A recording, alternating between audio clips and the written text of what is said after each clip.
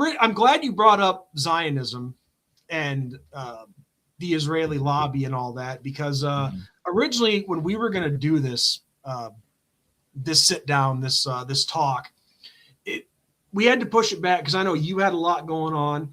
I had a lot going on as well. Had a, I don't know if you can see the scar, but surgery. So that I would have to push back anyway. But it wasn't too long after Charlie Kirk's assassination is when we originally planned to do this. Right. And I guess before we get into Zionism, I wanted to ask you, you know, with Charlie Kirk being assassinated, it's really one of those moments like, you know, with John F. Kennedy or the Challenger explosion, which was, 12 days after I was born. It's one of those moments where people are going to ask you, where were you when that happened? So I'm just curious about this first. When that first happened, what were your initial thoughts on that? I know you've done a lot of videos talking about it, but just when it first happened. Well, you see, my position on Charlie Kirk before he was killed was that he was there to keep the status quo for the conservative movement. That was my position on him, was that he was there just to fight the left, to fight the liberals, fight wokeism, and to support the American right. That was my understanding of him. And I wasn't wrong. I mean, that was just, I was never a fan. I'll be very frank. I was never a fan of Charlie Kirk. Never. I was never a fan of the guy. Didn't hate him, but I just was never really a fan of his. I just always, for years, I understood that he's there to be the right-wing activist against the Democrat Party, against the left. That's it. And I also knew that he was articulating arguments to support Israel. So that was another reason why I wasn't really a fan of his. Then the news came that he was killed.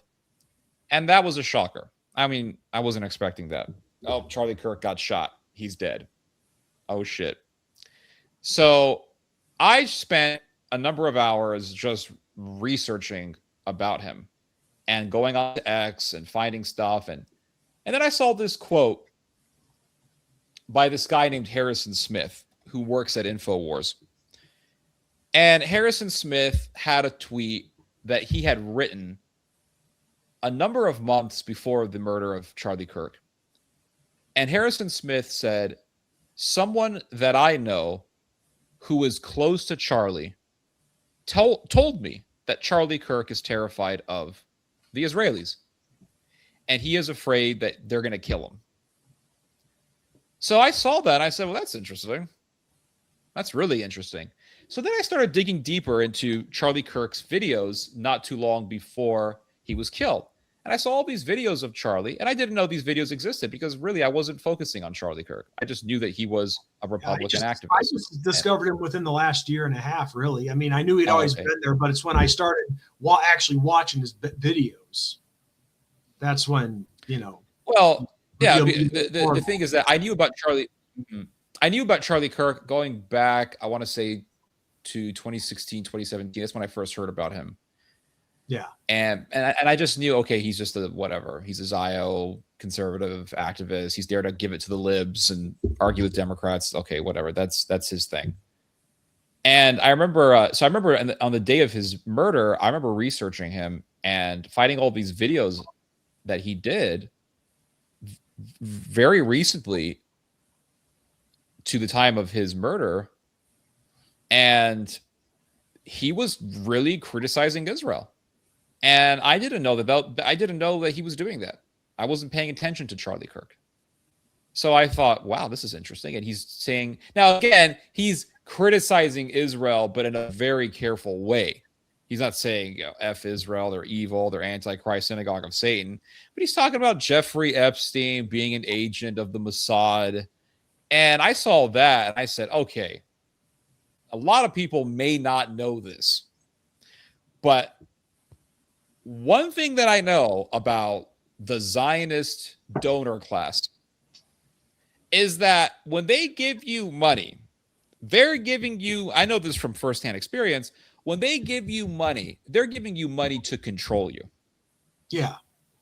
mean, that's what all donors do. I mean, not just Zionists, but this is what they do. They give you, they're going to drop 70 grand on you. They're going to drop 100,000, maybe even hundreds of thousands, maybe even $1 million, maybe more. But they're going to drop money on you to tell you what to do. And they're not always going to say, they're not always just going to give you the money and say, okay, here's the plan. You got to say this or else we're not going to give you this money. They say, hey, we really like your work. We really like what you have to say. Here's this money. Oh, thank you. And they just let you go do your own thing. They let you be they let you just go. They let you work, whatever. And as long as you are towing the line, as long as you're saying what they like, they're not going to bother you. And they're going to call you up once in a while, and they're going to say, hey, great job. We really like what you said this time. It was great. Keep going. Here's another 70 grand. Oh, wow. The moment you start deviating, even by a hair, even by just an inch, the moment you start deviating from their narrative, from their position, that's when the threats come. The threats of withdrawing funds comes into play. Well, and they'll say, hey, we don't like what you said here.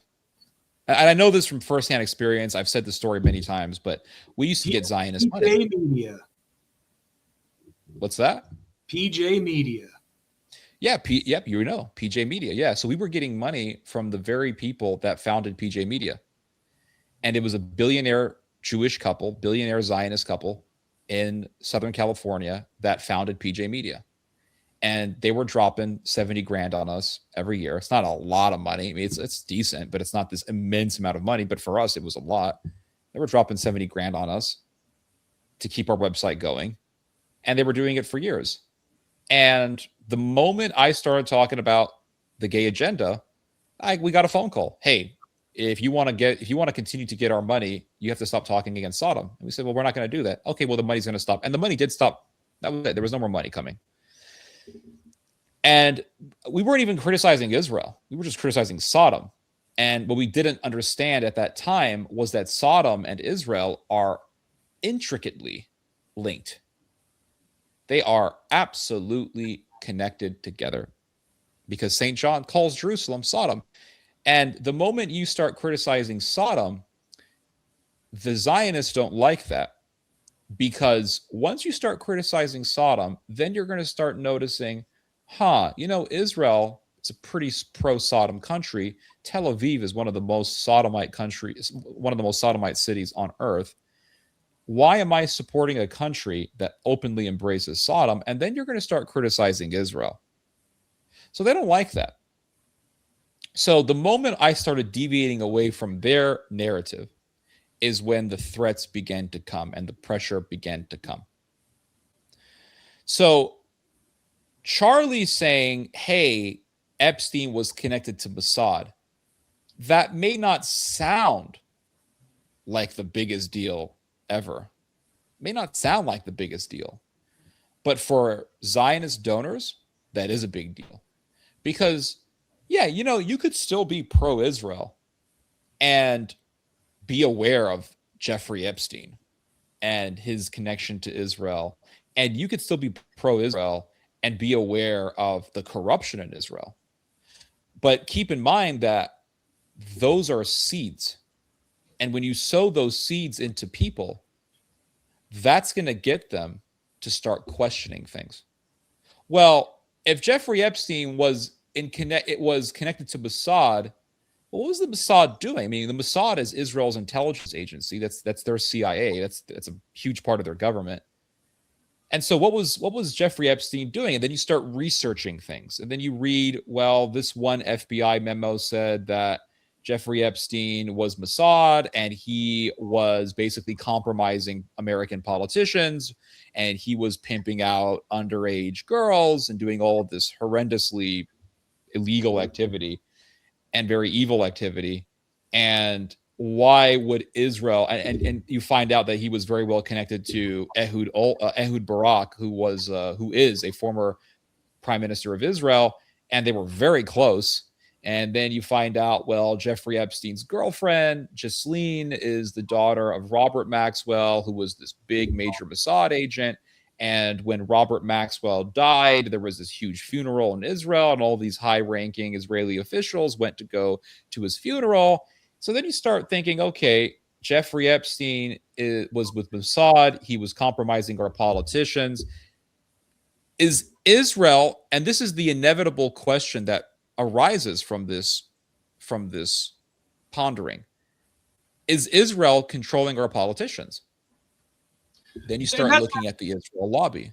And that's what I was going to ask you about, like not just with Charlie Kirk and what happened with him, but it seems like the Israeli lobby, it's like a never-ending game of connect the dots. There's just one dot after another. And somehow with all these things going on, the Israeli lobby is somehow involved. Now myself, I'm not going to lie to you, I don't quite understand all of it, because I'm not an expert when it comes to politics and that kind of thing. But it's just crazy how that lobby, the Zionist Israeli lobby, is somehow always connected. At least that's how it seems. There. It seems that way. It seems like anytime you find something evil, Israel is behind it in some way or another. I mean, it's the truth. Israel is behind. Like, you look at the Iraq War. It's one of the most evilest things ever to be done in the 21st century. Like, Israel was behind it. You look at Syria. What happened to Syria? I mean, hundreds of thousands of people dead in the Syrian civil war. You find out Israel had a hand in that.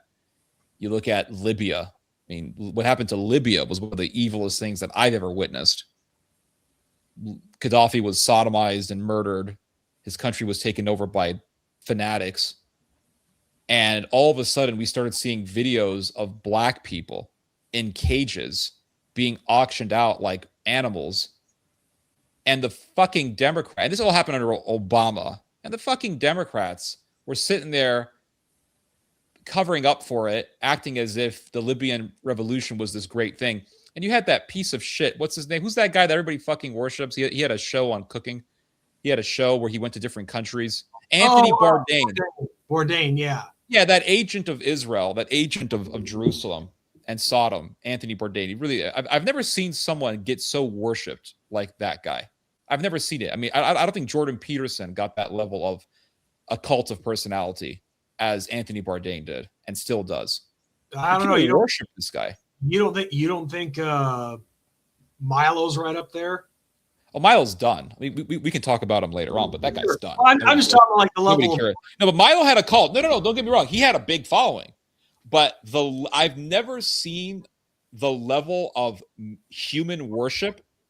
I've never seen the level of a cult of personality like Anthony Bourdain has. Oh, you are right. Yeah. I've never seen it. Like Jordan Peterson died out. Milo died out. A lot of people died out.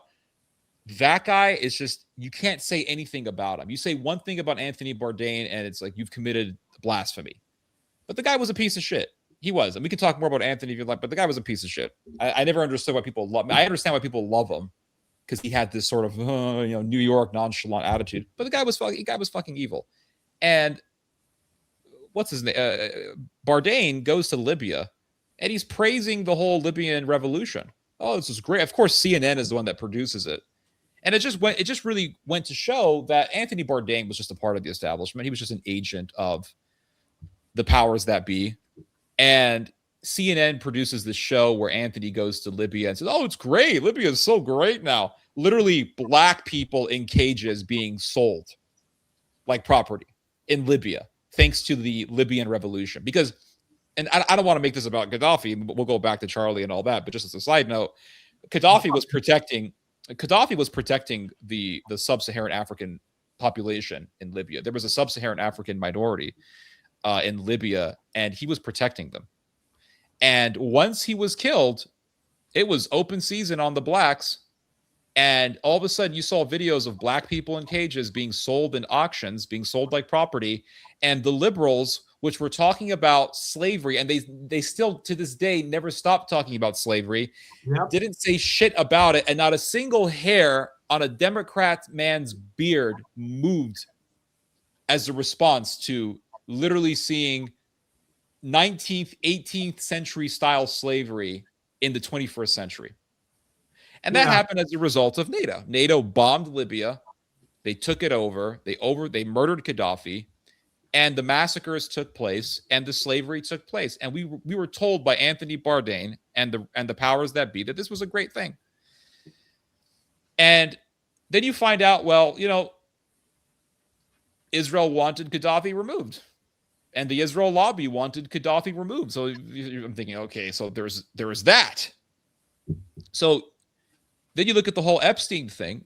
And like I said, the moment you start looking into Epstein and his Mossad connections, and let's say you don't know anything about Israel, let's say you were raised to love Israel, but you start looking into this Epstein thing, you start realizing, well, this guy was tied to the Mossad, his girlfriend was tied to the Mossad, his girlfriend's dad was Mossad, and you start wondering, okay, are our politicians being controlled by Israel? Do we really have sovereignty here?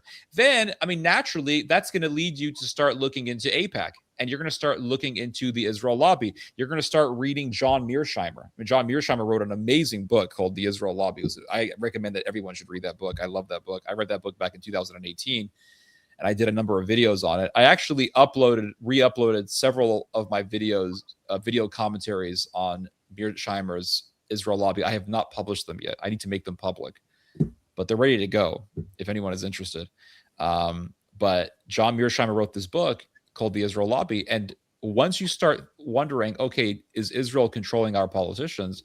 Then you're going to start looking into the lobby. Then you're going to start looking into AIPAC. You're going to start looking into the ADL. You're going to start looking into what type of influence Israel has.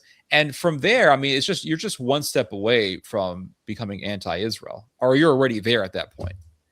And that's the danger that Charlie Kirk was posing to the pro-Israel donor class, to that pro-Israel establishment. That was the danger he was posing, because he was talking about Mossad and Jeffrey Epstein, and he was talking about how Israel wants to do ethnic cleansing in Gaza, and he was talking about how Israel was on the verge of a civil war in 2023, right before the October the 7th attack. And he was really doing things that were to the ire of his donors.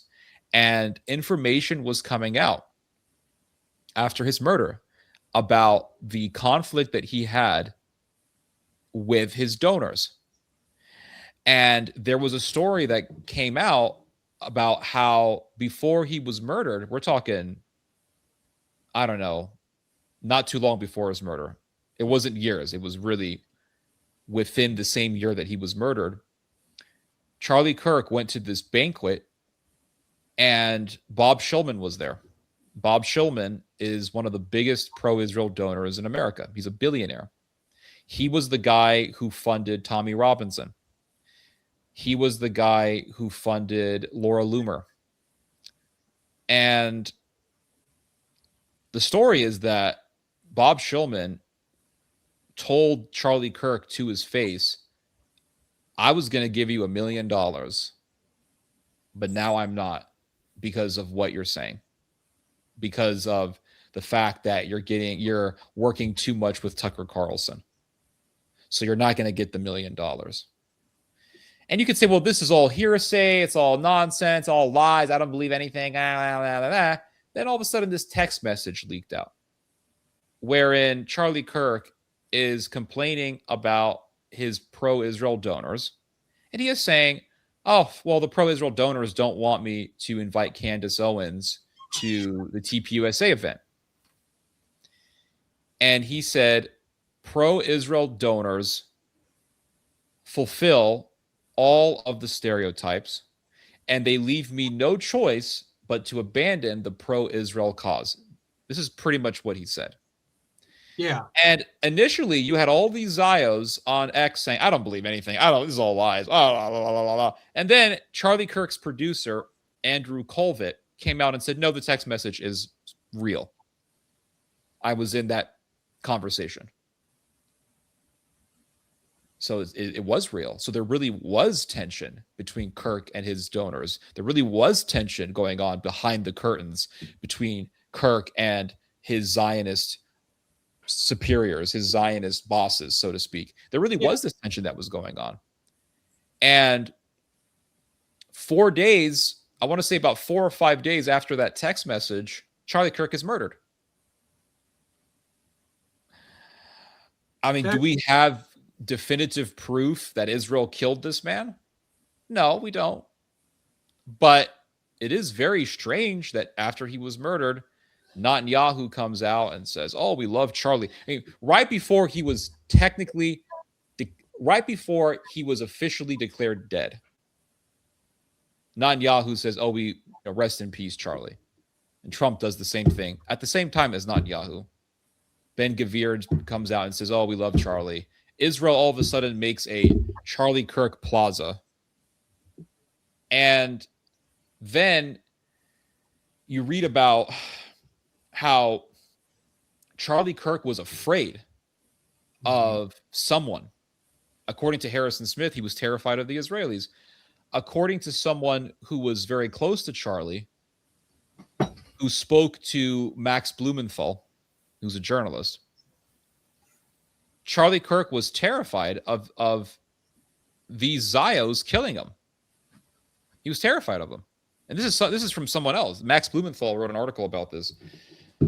And he said that he spoke to someone, and he didn't want to give this person's name because he said that this source wanted to be anonymous. But he said that he spoke to someone who was close to Charlie, and this person said, yeah, he was terrified of the Israelis. He was terrified of them. He was worried that they were out to get him. Then there's a text message from Charlie saying, I think this was a text message to Andrew Colvett, in which Charlie is saying, they're out to kill me.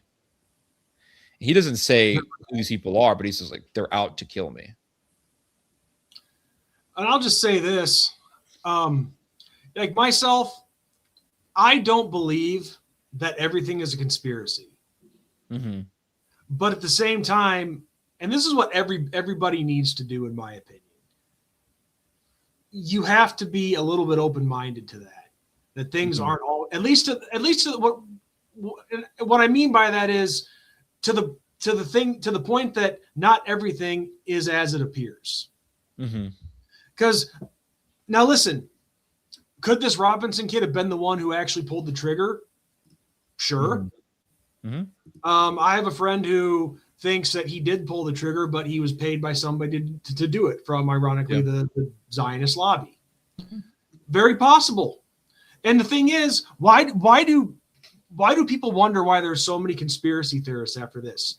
Well, when you look at the behavior of everybody involved, like who was it? Was it Andrew Colvett who took the camera down right after Charlie was shot? I'm not sure. Was it? Yeah. I don't know. I'll have to look into it. Well, somebody did. Somebody took down the camera right behind where Charlie was sitting. And then some guy walks off talking on his phone. And then I saw that. That was weird. A lot of shit that just does not add up. It doesn't make sense. It doesn't make sense. And then, and I'll get back to some personal thoughts of Charlie in a little bit, but I know you've talked about this, and myself, I had mixed emotions on it, but look at how his wife is behaving. And let me tell you something, Ted. When I first saw this with Erika Kirk, again, I try to be open-minded on both sides of things, whether it could be a conspiracy, whether it could be something else. My first thought was, okay, this woman is trying to keep her shit together because she has 2 kids to raise, and these 2 kids are never going to see their father again until, well, not for a long time. Mm-hmm. But then the more you see of her, the more you kind of see, like, this is almost like an act. Oh, yeah.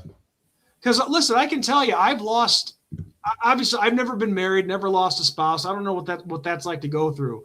But I've lost people in my life that I cared about deeply, some tragic. Mm-hmm. And let me tell you something, life moves on, but I'm certainly not putting myself out there in front of everybody to see every, personal detail of my life, especially after something like that. Mm-hmm. So that just did not, the more I looked at it, that did not seem normal. It's not normal. And I don't care what anyone tells me, that's not normal behavior. It's not. I mean, I can tell you personal stories of losing loved ones and how I reacted or how other people that I know very closely reacted, and that's not how people grieve. No. I'm not going to be on like, okay, I guess when like 3 days later after he was murdered, I guess a part of me can understand addressing his followers on the Turning Point USA the channel. I guess I can understand that one because everybody wants to know what the hell's going on. Everybody's in shock. So I get that. But then after that, that's when you really need to step out of the spotlight. But no, she, like we've all seen, she was on TV promoting his book and this and that, and I'm thinking, what is going on? You had the first, in my opinion, I could be wrong, but I don't think I'm wrong, but in my opinion, the first red flag was the weird video that came out right after Kirk was killed, showing, it wasn't the same day, but it was like maybe the next day or a couple of days after Charlie Kirk was murdered. Erika Kirk is in front of Kirk's corpse. Yes. And she's touching the corpse and kissing it. It's just weird. Like, there should be a private. The first thought that came to my mind was, and I said this during the stream, I said, this should be private. This doesn't have to be shown to the whole world. This should be private. This doesn't need to be a photo opportunity. This doesn't need to be an Instagram opportunity. Like, this should be private. Yeah. The only good thing I'll say is at least she didn't show his damn face. Mm-hmm. Yeah, and then there was the infamous video of Erika Kirk in this radio station with Andrew Colvett and some other guy, and she was acting giddy. So giddy. This is not a woman who looks like she's grieving. This is not the face of a woman who has watched her husband getting damn near decapitated. This is not the face of that. I mean, that's just not mourning. That's it. This is not mourning. This is not normal behavior. Then you see that she's at the Fox News event, and there's like 200. Fox News was there. They filmed it, but she was at this memorial event, and this wasn't really a memorial event. This was a political arena. This was a political rally. Yeah, you're talking about his memorial. Yeah, but it wasn't really a memorial. Yeah, where the Arizona Cardinals play. Yeah, I forget the name. Yeah, it was in Arizona. Yeah, you had Tucker Carlson was there, and all these people making speeches, and they had fireworks, or not fireworks, but the big flames that shoot from the stage. I don't know what you see them in the world wrestling events. That sort of thing. Pyrotechnics. Yeah. Pyrotechnics, is that what they call it? Okay. Yeah, I'm pretty sure. Yeah. Yeah, so you had the pyrotechnics, and it didn't feel like a memorial or a funeral. It felt like a political rally. And then you had Erika Kirk talking about merchandise and how much we sold, and we sold this. We had 200 something plus thousand people. And there's a video you can see that got leaked out recently that was recorded about 5 days after Charlie's death. And it's a video of a video chat conversation between Erika and TPUSA employees. And her face talking about, she looks very giddy. She's laughing, she's giggling. And then she's looking at the little emojis on the screen. Oh, look at the little thumbs. Oh, it's so cute. It just this is not normal behavior. And she's talking about merchandise and how much merch was sold, and we sold this many hats and 200 plus thousand people were at the memorial, and this and that. Oh my God, this is not real. This is fake. And then you look more into Erika Kirk's past, and you see that she was this narrator for this CIA front documentary. I believe it or not, I saw a lot of this documentary many years ago. When it came out, it was a documentary about how Iran could destroy America. And I saw this documentary many years ago, and I didn't realize that was Erika Kirk. But there's a part of the documentary you can see where Erika Kirk is talking in front of the camera for this CIA propaganda video. That was Erika Kirk. And wasn't her father involved in something that? Yeah, he was involved in the military industrial tech world. Yeah, I was thinking that had to do something with the Israeli lobby, but I think I might be wrong on that. Yeah, and it's just strange. Yeah, because let me tell you something. I can tell you from personal experience. Like, I'm not going to get into who it was in my family, but I lost somebody very close to me in my family on my birthday of all times when I was 12 years old. And less than a week later, after we we had his funeral and we buried him, we're talking about money that were owed through like a life insurance policy type thing. Mm-hmm. Well, the point that I'm trying to make is, you think I'm giving a shit about money? Yeah. I want him back. Yeah. I don't care about any damn money that I'm entitled to. I want my loved one back. I want him back in my life. I want him to be there to celebrate good times with. I want him to be there to give a high five to when Notre Dame scores a touchdown during a game. I want to go have a drink with him. Mm-hmm. I don't give two shits about any money. Mm-hmm. So that's the difference. The point that I'm getting at is she's getting right into the profits here. Yeah, absolutely. It's just the whole thing. I don't care what anyone tells me. Oh, people grieve differently. Bullshit. The whole thing is fake.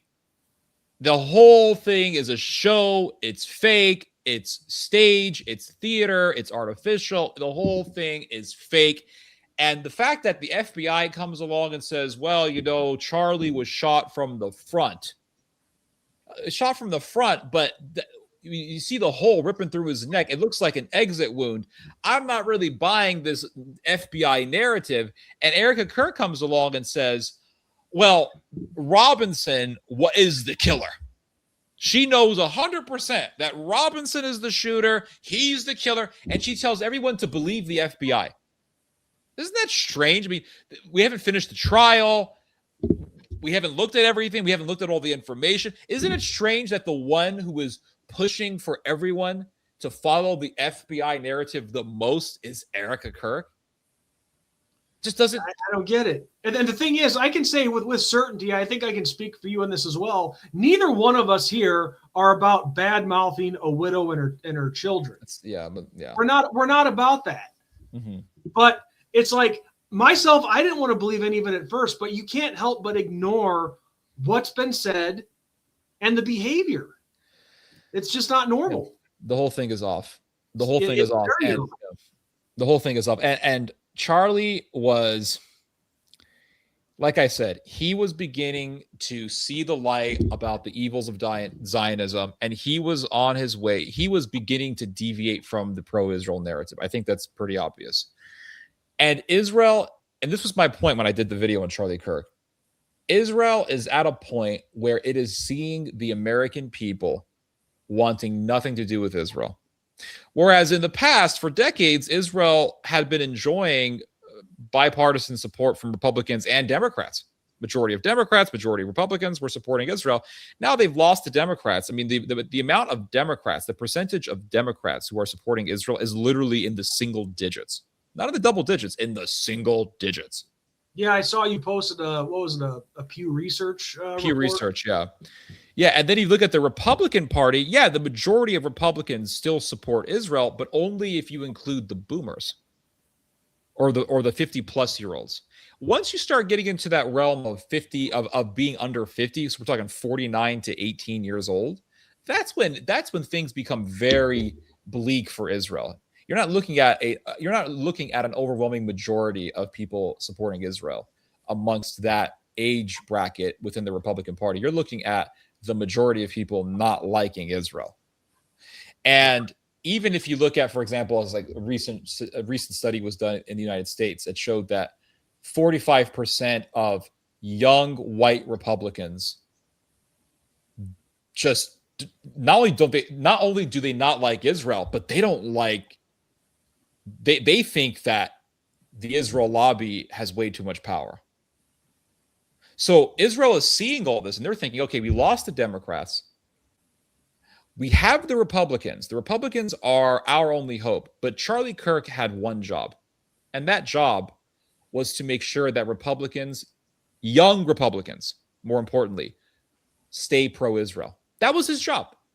It was to tell young Republicans, hey, support Israel. We have to support Israel. And the fact that even he was deviating away from the pro-Israel narrative was a presaging sign that showed that the Republican Party is soon going to go down the same road that the Democrat Party is going through. History repeats itself. Yeah.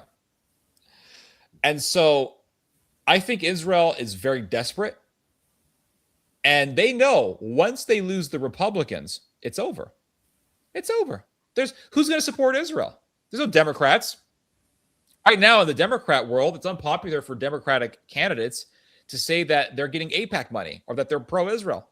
It's unpopular. It's politically disadvantageous for a Democratic candidate to do this. And the Republican Party is still the last bulwark for Israel. It's still the last defense for Israel. But once the Israelis lose the Republican Party, what's next? Israel is then going to have to depend on AIPAC money for propaganda and the ADL. And right now, those two organizations are extremely unpopular. So what is Israel going to do? Israel is desperate. Bottom line, Israel is desperate. And Israel is going to go down. But because they have so much money and so much firepower, they're not going to go down without a fight. I mean, I've been saying for years that Israel's going to go down. But that doesn't mean that I think Israel's going to go down easily. Israel's not going to go down easily. No. They're going to go down with a fight. And they're going to do some crazy shit. So they saw Charlie losing his grip, and Charlie was deviating from the pro-Israel Zionist narrative, and they thought, oh, we're losing Charlie. And Charlie sends out this text message saying, I'm going to abandon the pro-Israel cause. So explicitly saying it. I'm not even exaggerating it. That's what he said. 4 days later, he's dead. Coincidence? Maybe. Maybe. I don't know. But it's very strange. Yeah, I mean, you can't most people would say, oh, you're just wearing your tinfoil hat, you're calling conspiracy theory, but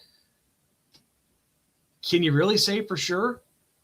Could the narrative be true and that it was just some lunatic who was dating a trans? It is entirely possible that the FBI narrative is true and we're just whatever.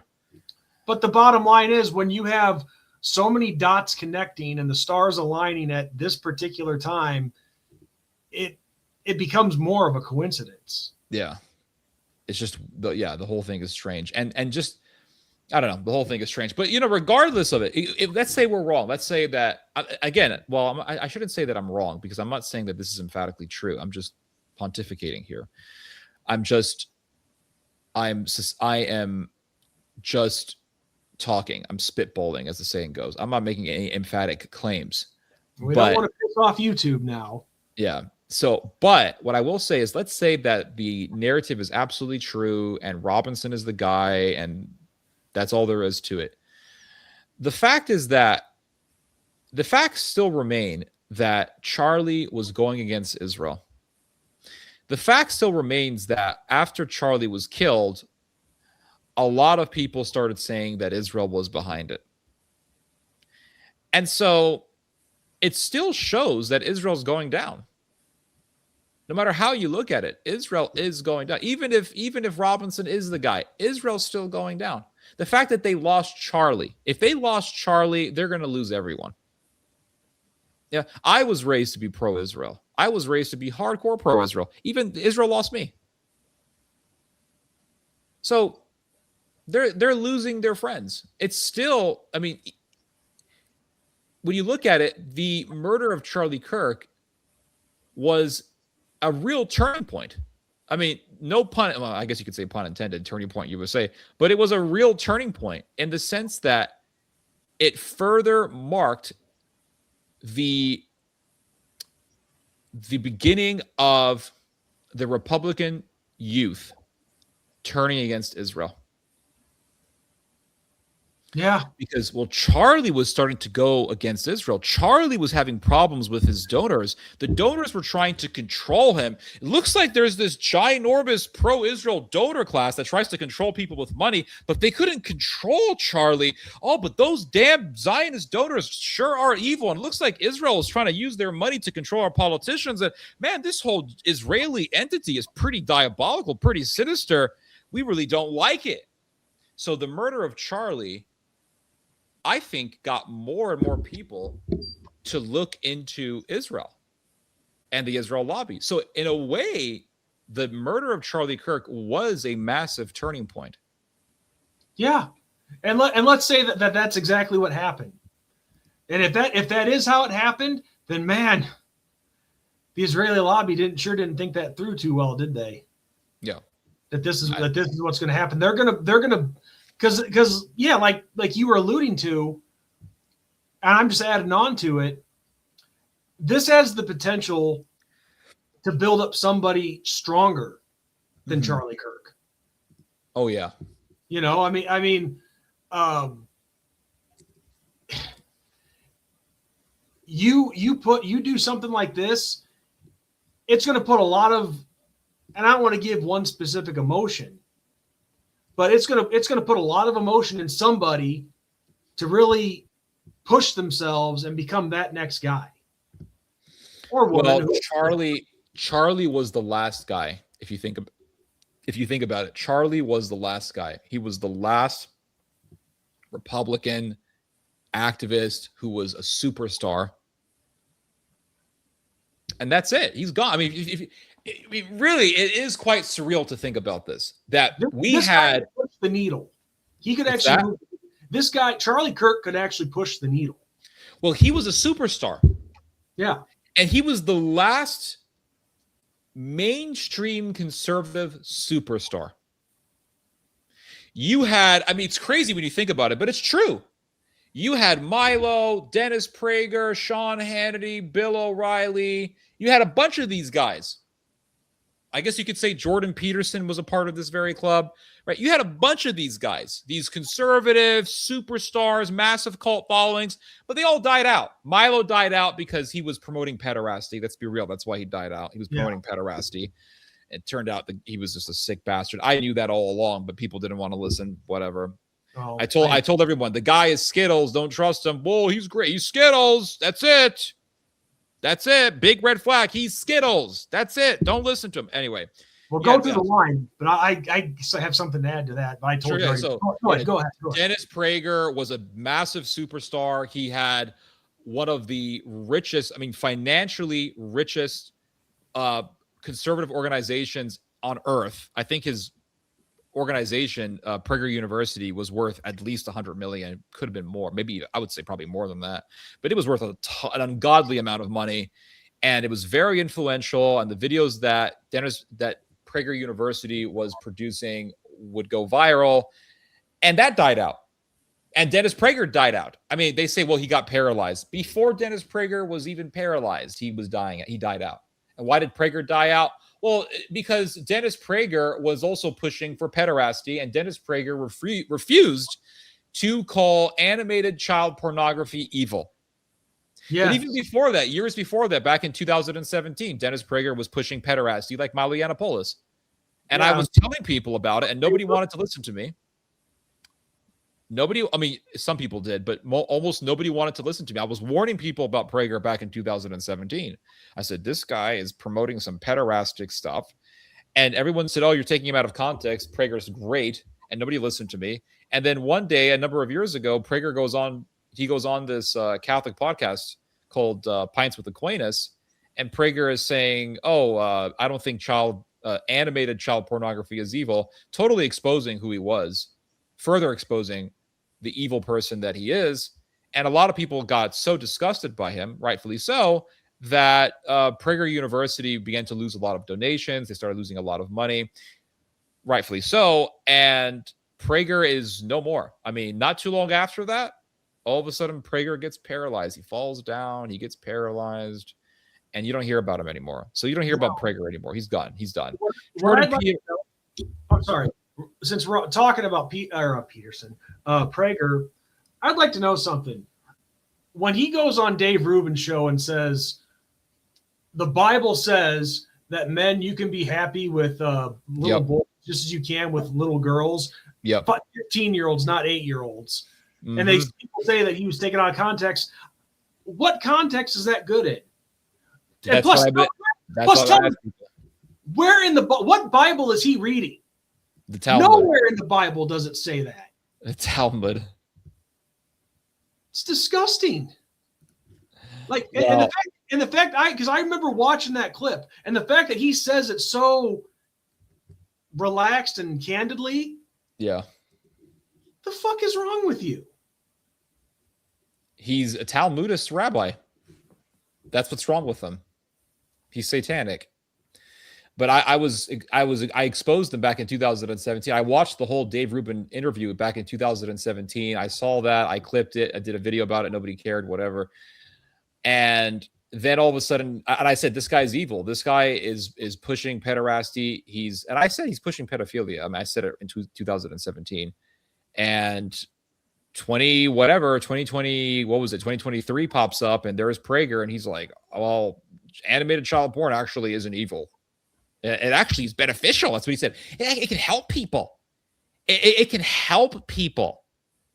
No, it can't.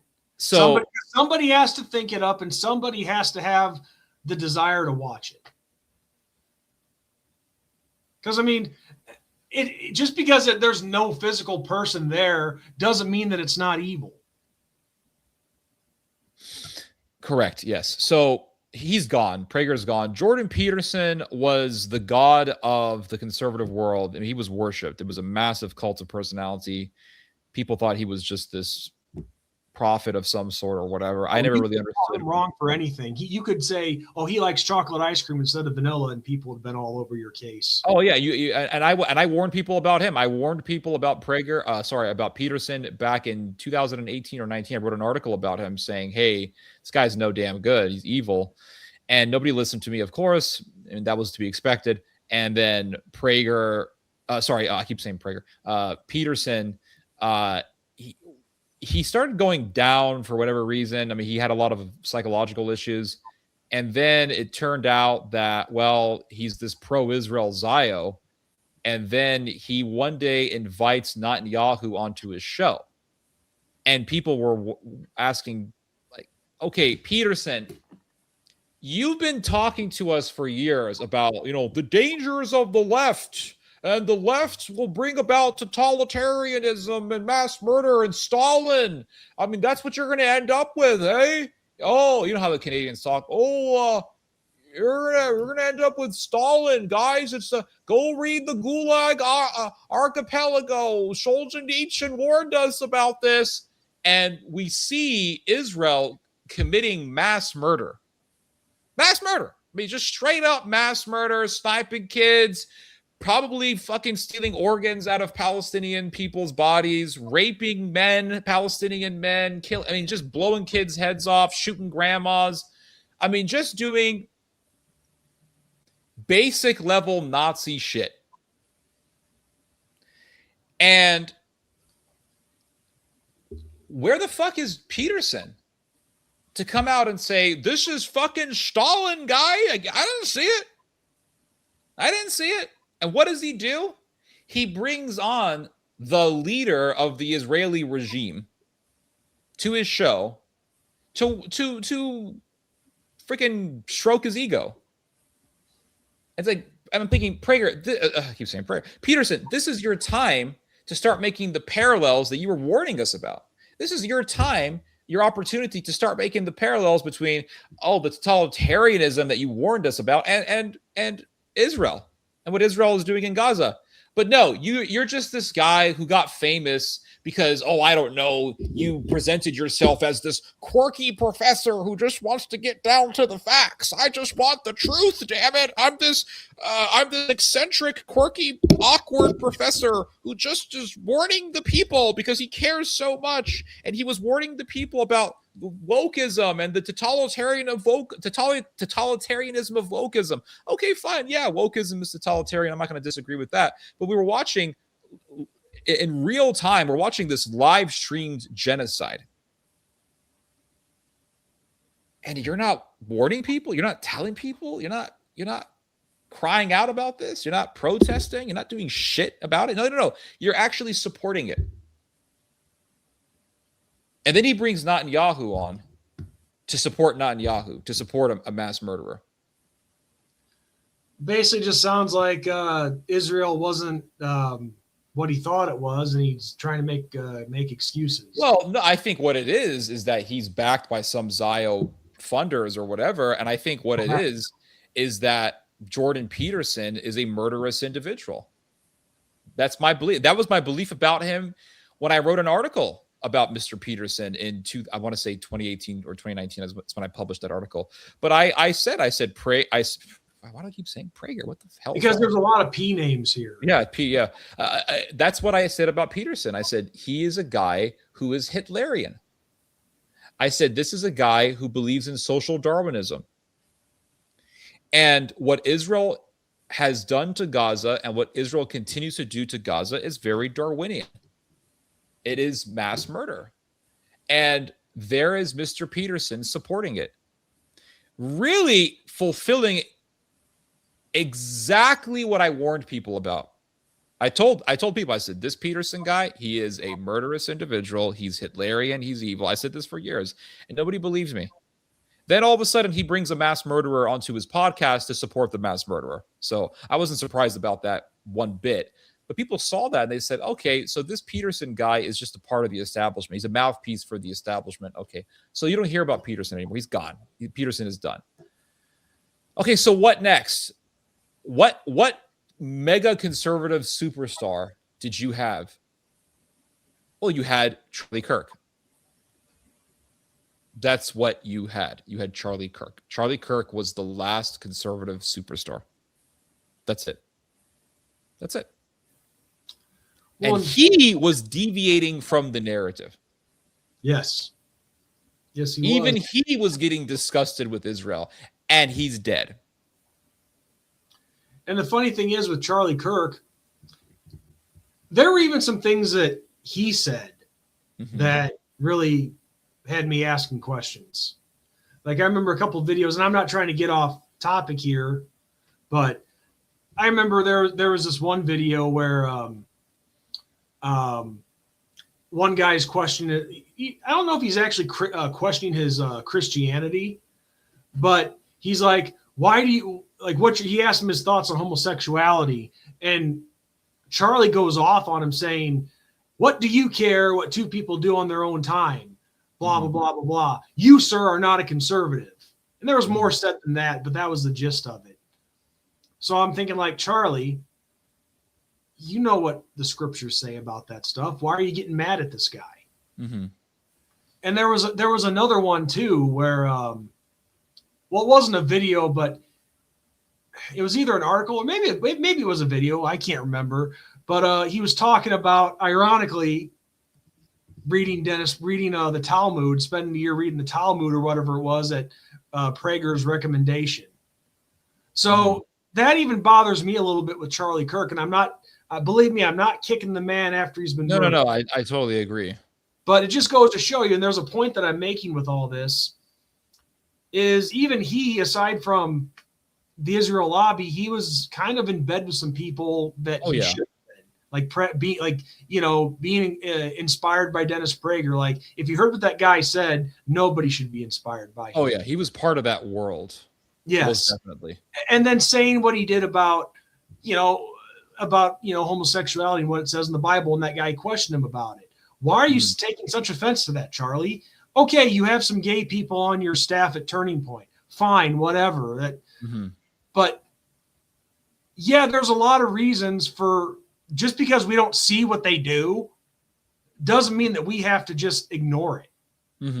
Because as we've said earlier in this sit down, in this interview, in this talk, whatever you want to call it, I call it just a good bar conversation. Yeah. I just need a couple beers, but